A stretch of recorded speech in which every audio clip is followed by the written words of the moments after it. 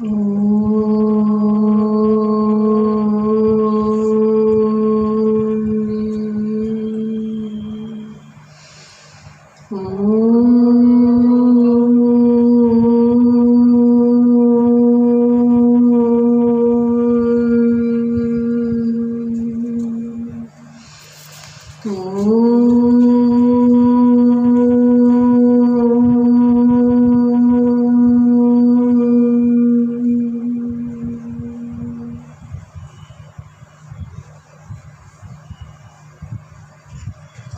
शांति।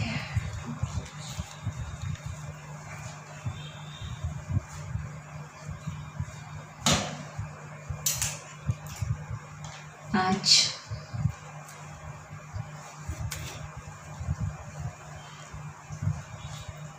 प्यारे बाबा ने बहुत ही विशेष इशारे हम बच्चों को दिए हैं, लेकिन उससे पहले हम चाहेंगे कि बाबा ने कल हमें क्या क्या सुनाया, क्योंकि अव्यक्त वाणी बाबा की बहुत रस भरी होती है और उसमें बाबा कुछ खास इशारे देते हैं। तो कल हमने क्या पूरा दिन अटेंशन रखा, वो सब एक एक पॉइंट्स बताएंगे। कल बाबा ने कहा था श्वास श्वास में सेवा की लगन हो, 4 या 6 घंटे की सेवा ना हो, निरंतर सेवाधारी रहो। Very good. कल बाबा ने 2 पॉइंट पे इस ब्राह्मण जीवन में श्रेष्ठता का आधार क्या है। पहला तो परोपकारी बनना, दूसरा बाल ब्रह्मचारी बनना। बहुत सुंदर। और कोई बताएगा? बाबा ने कहा था आपने बाप का चित्र और चलन में चरित्र स्पष्ट दिखाई दे। हमारे चित्र और चरित्र दिखाई दे, जो कि बाबा का था वो रूप हम में दिखाई दे लोगों को। बहुत बाबा ने सुंदर। कहा आप स्वयं बाप के चरित्र में रहने वाली आत्मा है।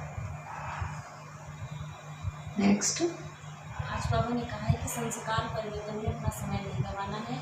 दाता विधाता वरदाता संस्कार की मजा। बाबा ने कहा था कि जो स्नेह माला के मूर्ति हैं वो अमर और अविनाशी हैं।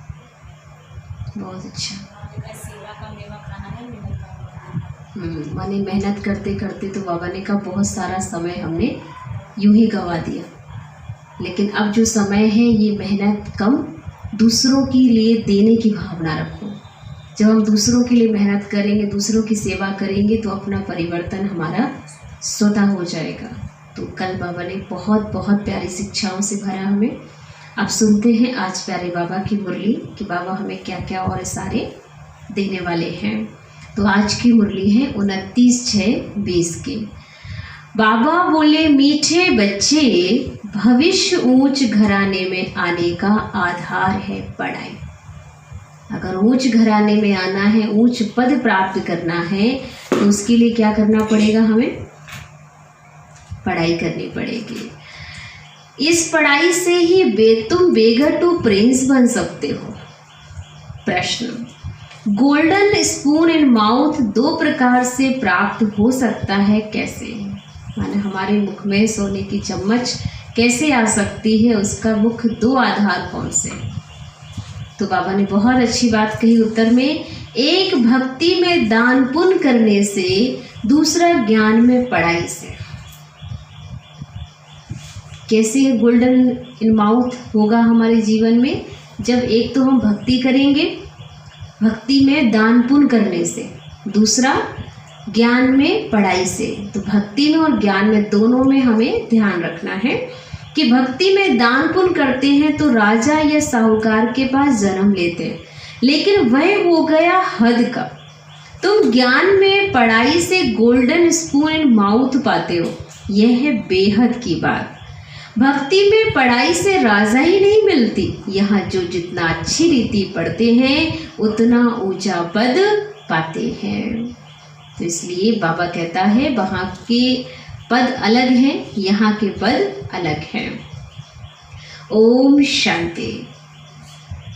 मीठे मीठे सिकी लदे बच्चों को रूहानी बाप बैठ समझाते हैं। इनको कहा जाता है रूहानी ज्ञान। बाप आकर भारतवासी बच्चों को समझाते, अपने को आत्मा समझो। अगर ये सभा में आए हो, यहाँ पर आए हो, तो अपने को आत्मा समझो,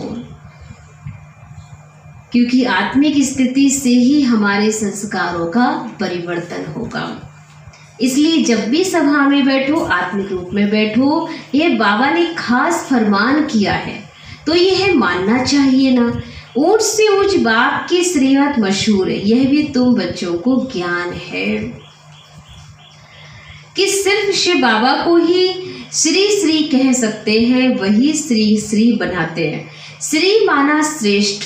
तुम बच्चों को अभी पता पड़ा है कि इन्हों को बाप ने ऐसा बनाया।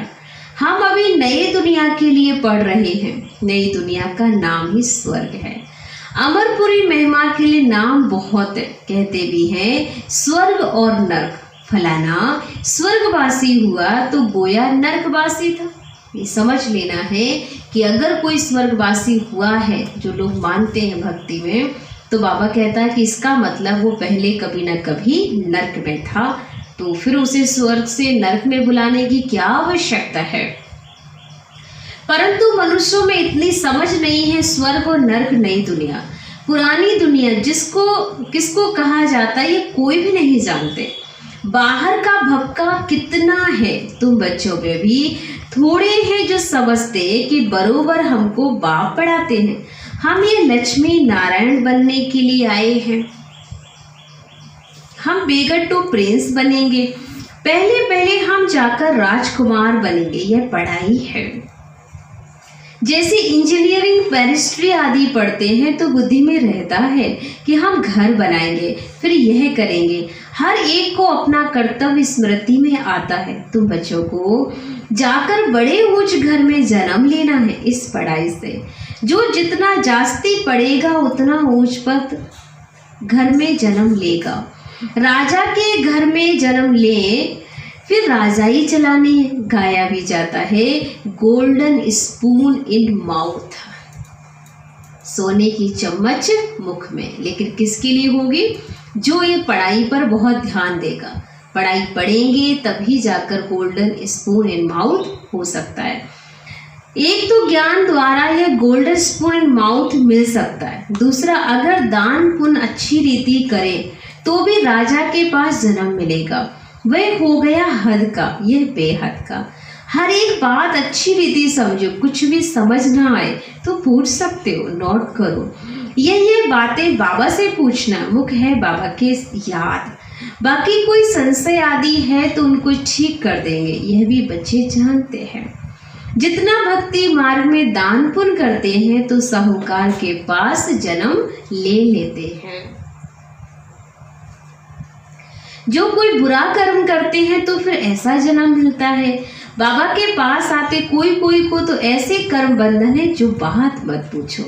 ये सब है पास्ट का कर्म बंधन। राजाएं भी कोई ऐसे होते हैं जो बड़ा कर्म बंधन कड़ा होता है।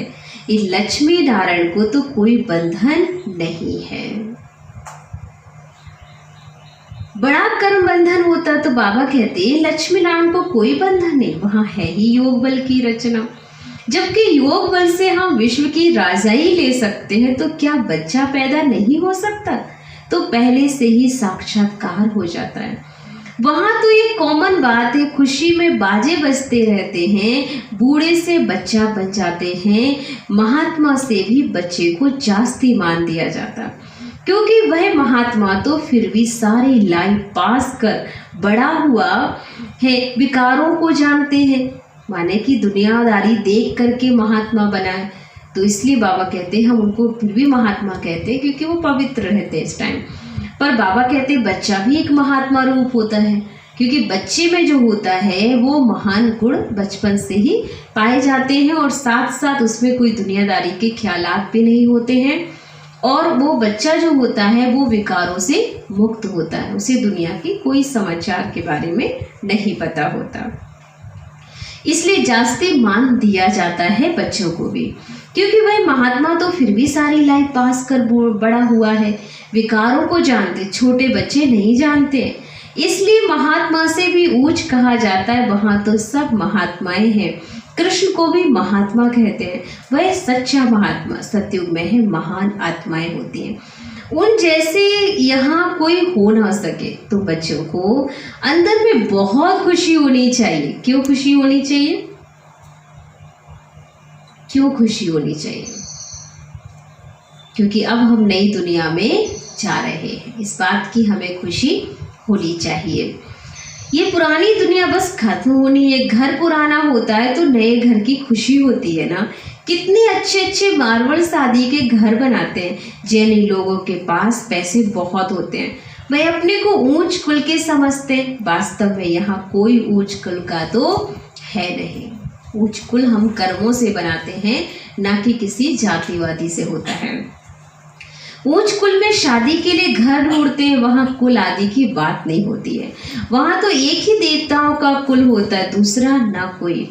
इसके लिए तुम संगम पर अभ्यास करते हो कि हम ये एक बाप के बच्चे सब आत्मा है। आत्मा है फर्स्ट, पीछे शरीर। दुनिया में सब देह अभिमानी रहते हैं, तुमको अभी देही अभिमानी बनना है। जितना आत्मभान में आओगे उतने विकर्मों से हमें मुक्ति मिल जाएगी।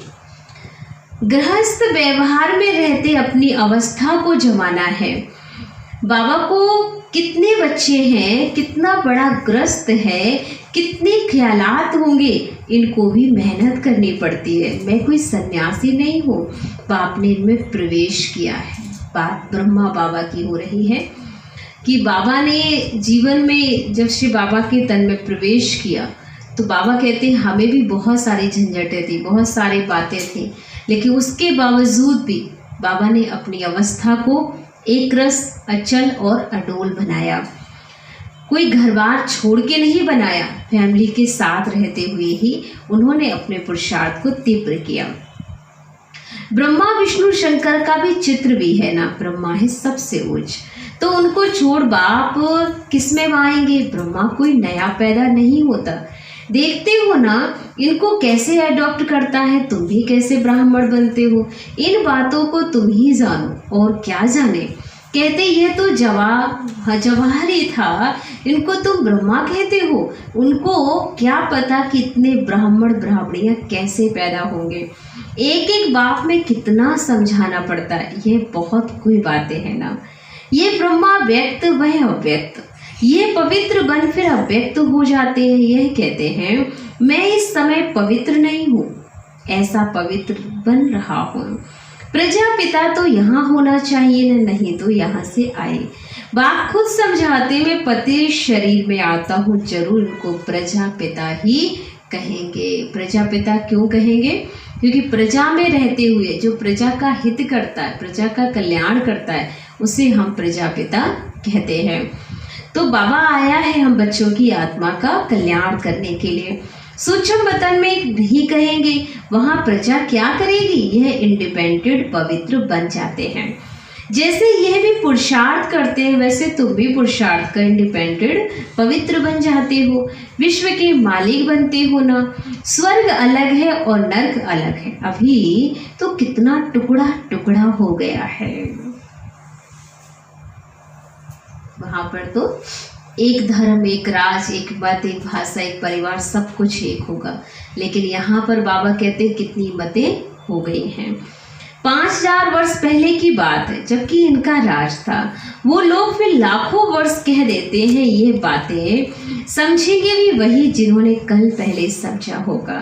तुम देखते हो यहाँ मुसलमान, पारसी आदि सब आते, खुद मुसलमान फिर हिंदुओं को नॉलेज दे रहे हैं। वंडर है ना। समझो कोई सिख धर्म के हैं, वह भी बैठ राजयोग सिखलाते हैं। जो कन्वर्ट हुए हैं वह फिर ट्रांसफर हो देवता कुल में आ जाते हैं। सैपलिंग लगता है तो बाबा कहते हैं उनका भी एक सैपलिंग लगता है, एक कलम लगती है, जो कि क्रिश्चियंस में क्राइस्ट आकर के एक नई कलम लगाते हैं, जिससे कि क्रिश्चियन धर्म की स्थापना होती है। तुम्हारे पास क्रिश्चियंस, पारसी भी आते, बौद्ध भी आएंगे, तुम बच्चे जानते हो। जब समय नज़दीक आएगा तब चारों ओर से हमारा नाम निकलेगा। एक ही भाषण तुम करेंगे तो ढेर तुम्हारे पास आ जाएंगे, सबको स्मृति आ जाएगी हमारा सच्चा धर्म यह है।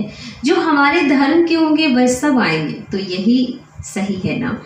लाखों वर्ष की बात नहीं है। बाबा बैठ समझाते हैं तुम कल देवता थे, अभी फिर देवता बनने के लिए बाप से वर्षा ले रहे हो। तुम सच्चे सच्चे पांडव हो। पांडव अर्थात पंडित, वो है जिस्मानी पंडित, तुम ब्राह्मण हो रूहानी पंडित। तुम अभी बेहद के बाबा से पढ़ रहे हो, ये नशा तुमको बहुत होना चाहिए। हम बाबा के पास जाते हैं जिनमें बेहद का वर्षा मिलता है। हमारा बाप टीचर भी है, इसमें पढ़ने के लिए कोई टेबल कुर्सी आदि की दरकार भी नहीं है कि जब स्कूल में बैठे तो टेबल कुर्सी चाहिए। हम कहीं पर भी कैसे भी बैठ सकते हैं, बस पढ़ना ही तो है ना हमें। ये तुम लिखते हो सो भी अपने पुरुषार्थ के लिए। वास्तव में समझने की बात है, शिव बाबा तुमको पत्र लिखने के लिए पेंसिल आदि उठाते हैं। बच्चे समझेंगे शिव बाबा के लाल अक्षर आए हैं। बाबा कहते हैं बच्चे समझेंगे शिव बाबा के लाल अक्षर आए हैं। बाप लिखते हैं रूहानी बच्चे। बच्चे भी समझते रूहानी बाबा, यह बहुत ऊंच से ऊंच है, उनकी मत पर चलना है। बाबा कहते हैं काम महाशत्रु है, इस पर हमें जीत पाने की आवश्यकता है। ये आदि मदन दुख देने वाला है, उस भूत के वश मत हो, पवित्र बनो। बुलाते भी है हे पतित पावन, तुम बच्चों को अभी बड़ी ताकत मिलती है राज करने की, जो कोई जीत पा ना सके। तुम कितने सुखी बनते हो, तो इस पढ़ाई पर कितना अटेंशन देना चाहिए। हमको बादशाही मिलती है। तुम जानते हो कि हम क्या से क्या बन रहे हैं। भगवानुवाच है ना, मैं तुमको राजाओं का राजा बनाकर राजयोग सिखलाता हूँ। राजाओं का राजा भी बनाता तो भगवान किसको कहा जाता है, ये किसको भी पता नहीं है। बाबा आता है हमारी आत्मा का उद्धार करते हैं, तो बाबा कहते हैं ये किसी भी मनुष्य को पता नहीं कि कब वो आते हैं और कब हमारे संस्कारों का परिवर्तन करते हैं। आत्मा पुकारती हो बाबा, तो मालूम होना चाहिए ना वह कब और कैसे आएंगे। मनुष्य ही तो ड्रामा के आदि मद अंत ड्यूरेशन आदि को जानेंगे ना। जानने से तुम देवता बन जाते हो। ज्ञान है ही सदगति के लिए। इस समय कलयुग का अंत है, सब दुर्गति में है, सतयुग में होती है सदगति। अभी तुम जानते हो बाबा आया हुआ है, किस लिए आया है, हमारी सदगति करने के लिए आया हुआ है। सबको जगाने आए हैं। कोई कब्र थोड़ी है, परंतु घोर अंधियारे में पड़े हैं, उनको जगाने आते। जो बच्चे घोर नींद में जग जाते हैं उनके अंदर खुशी बहुत होती है। हम शिव बाबा के बच्चे, कोई किस्म का फिक्र नहीं है। बाप हमको विश्व का मालिक बनाते, रोने का नाम नहीं है। यह है रोने की दुनिया, वह है हर्षित रहने की दुनिया। उन्हों के चित्र देखो कैसे शोभने का हंसमुख बनाते हैं, वह फीचर्स तो यहाँ निकाल ना सके। जो सतयुग के देवताओं का फीचर्स है, वो फीचर्स बाबा कहते कोई भी निकाल नहीं सकता है, क्योंकि वो सदा ही हर्षित मुख हैं। बुद्धि से समझते इन जैसा फीचर्स देखने में आते। तुम मीठे मीठे बच्चों को अभी स्मृति आई है कि भविष्य अमरपुरी के हम प्रिंस बनेंगे। इस मृत्यु लोक को, इस भंबोर को बस अब क्या होने वाला है, आग लगने वाली है, क्योंकि परिवर्तन तो होना अनिवार्य ही है। अब देखो सिविल वार में भी एक दो को मारते कैसे हैं, किसको हम मारते हैं वह भी पता नहीं पड़ता है। हाहाकार के बाद जय जयकार भी होनी है, क्योंकि जो भी सृष्टि पर होता है कुछ अच्छा करने के लिए होता है। तो बाबा कहता है इस समय जो सृष्टि में एक महापरिवर्तन आ रहा है, और उस परिवर्तन में हम सबको तैयार होकर के सामना करना है, क्योंकि इस जो भी स्थितियां बनती हैं वो हमारे कल्याण के लिए है, वो हमारे लिए कुछ ना कुछ आगे अच्छा दिखाने के लिए। तो परिवर्तन ही सुख का आधार बनता है। पर थोड़ा जब कुछ परिवर्तन होता है तो स्टार्टिंग में तो परेशानी होती ही है हमें। तुम्हारी विजय, बाकी सब विनाश हो जाएंगे। रुद्र को भी माला में प्रोकर फिर विष्णु की माला में प्रोए जाएंगे। अभी तुम पुरुषार्थ करते हो अपने घर जाने के लिए। भक्ति का कितना फैलाव है, जैसे झाड़ के अनेक पत्ते होते हैं वैसे भक्ति का फैलाव है। बीज है ना ज्ञान, बीज कितना छोटा है, बीज है बाबा। इस झाड़ की स्थापना, पालना और विनाश कैसे होता ये तुम जानते हो। ये वैरायटी धर्मों का उल्टा झाड़ है, दुनिया में एक भी नहीं जानते। अब बच्चों को बहुत मेहनत करनी है बाबा को याद करने की, तो विकर्म भी विनाश होंगे, क्योंकि याद के बिना और कोई तरीका नहीं। कुछ दिन से बाबा मुरलियों में बार बार ये बात कह रहा है, बच्चे याद में रहो, बच्चे याद में रहो, लेकिन फिर भी हम याद भूल जाते हैं, जिससे आत्मा के और ही ज़्यादा विकर्म बनने शुरू हो जाते हैं। तो हर पल हमें अटेंशन दिलाना होगा कि हम सदा के योगी बनेंगे, निरंतर योगी बनेंगे, जो कि कल बाबा ने कहा, तो तभी जाकर हमारी आत्मा पावन और शुद्ध बनेगी। वही गीत सुनाने वाले भी कहते मन मनावा, सब देखे धर्म छोड़, अपने को आत्मा समझ, बाबा को याद करो। मनुष्य इसका अर्थ थोड़ी समझते, वह है ही भक्ति मार्ग, यह है ज्ञान मार्ग। ये राजधानी स्थापन हो रही, फिक्र की कोई बात नहीं, जिसने थोड़ा भी ज्ञान सुना तो प्रजा में आ जाएंगे। ज्ञान का विनाश होता नहीं है, बाकी जो यथार्थ जान पुरुषार्थ करते हैं वही ऊंचा पद पाते हैं। ये बुद्धि में समझ है ना, हम प्रिंस बनने वाले हैं नई दुनिया में।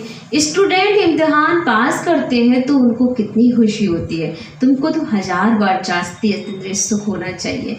हम सारे विश्व के मालिक बनते हैं, कोई भी बात में कभी रूठना नहीं है। ब्राह्मणी से नहीं बनती है, बाबा से रूठते हैं। अरे तुम बाबा से बुद्धि का योग लगाओ ना, उनको तो प्यार से याद करो। बाबा बस आपको ही याद करते करते हम घर आ जाएंगे। ऐसे दिल की प्यार भरी मीठी मीठी बातें करते रहो कि बाबा कुछ भी हो, लेकिन हम किसी से भी रूठ गए, लेकिन हम आपको छोड़ने वाले नहीं हैं। अच्छा, मीठे मीठे सिकील दे बच्चों प्रति माता पिता बाप दादा का याद प्यार और गुड मॉर्निंग। रूहानी बाप की रूहानी बच्चों को नमस्ते। हम रूहानी बच्चों की रूहानी बाप दादा को दिल व जान से सिकवा प्रेम से याद प्यार और गुड मॉर्निंग। नमस्ते नमस्ते नमस्ते। शुक्रिया बाबा, शुक्रिया बाबा, शुक्रिया। मेरी जिंदगी को संवारने वाले बाबा, तेरा लाख लाख शुक्रिया शुक्रिया शुक्रिया। धारणा के लिए मुख्य सार। फर्स्ट पॉइंट, किसी भी बात का फिक्र नहीं करना है हमको। क्यों फिक्र नहीं करना? क्योंकि बाबा हमारे साथ है। सदा हर्षित रहना है। स्मृति रहे हम शिव बाबा के बच्चे हैं, बाप आए हैं हमें विश्व का मालिक बनाने। सेकंड पॉइंट, अपनी अवस्था को एकरस बनाने के लिए देही अभिमानी बनने का पुरुषार्थ करना है। इस पुराने घर में से ममत्व निकाल देना है। वरदान, बंधनों के पिंजड़े को तोड़कर जीवन मुक्त स्थिति का अनुभव करने वाले सच्चे ट्रस्टी भाव। शरीर का व संबंध का बंधन ही पिंजड़ा है, फर्जदाई भी निमित्त मात्र निभाने हैं। लगाव से नहीं, तब कहेंगे हम निर्बंधन आत्मा है। जो ट्रस्टी बनकर चलते वही निर्बंधन। यदि कोई भी मेरापन है तो पिंजड़े में बंद है। जहाँ मेरापन है वहाँ पिंजड़ा बन जाता है अपने ही स्वभाव और संस्कारों का। अभी पिंजड़े की मैना से फरिश्ते बन गए, इसलिए कहा जरा भी बंधन ना हो। मन का भी बंधन नहीं, क्या करूं कैसे करूं, चाहता हूं होता नहीं, ये भी मन का बंधन है। जब मरजीवा बन गए तो सब प्रकार के बंधन समाप्त, सदा जीवन मुक्त स्थिति का अनुभव होता रहे। इसलिए बाबा के बने पुराने संस्कार पुराने स्वभाव से हम मर चुके हैं, तो हमें ऐसी स्थिति बनानी है कि बस हम बाबा के बच्चे हैं और बाबा हमारा संसार है। स्लोगन, संकल्पों को बचाओ तो समय बोल सब स्वतः बच जाएगा। आजकल बाबा की मुरली में रोज ही संकल्पों पर ही पूरा ध्यान खिंचवाया जा रहा है कि जितने अच्छे संकल्प हमारे ऊंच होंगे उतने ही संकल्पों से हमारा खजाना सेफ रहेगा, हमारी स्मृति भी बहुत अच्छी होगी और हमारा ज्ञान सुनाने का तरीका, लोगों का कल्याण करने का कार्य हम सहजता से कर पाएंगे। तो अगर हम ये चाहते हैं कि ऐसा हो हमसे, तो आवश्यकता है कि हम बाबा के खजाने की वैल्यू करें, व्यर्थ से अपने आप को मुक्त करें और बस एक बाबा को ही हम संसार बना लें। तो चलते हैं, अभी हम बाबा की याद में बैठेंगे। ओम शांति।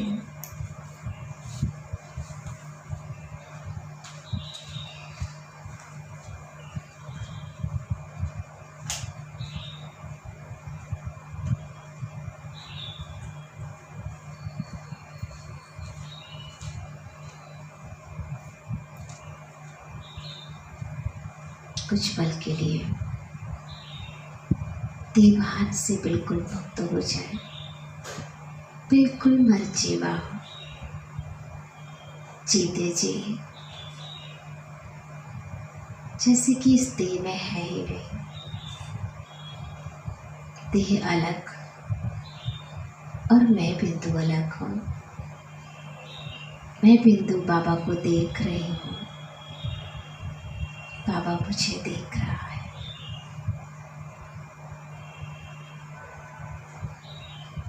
बस देखते ही रहो, देखते ही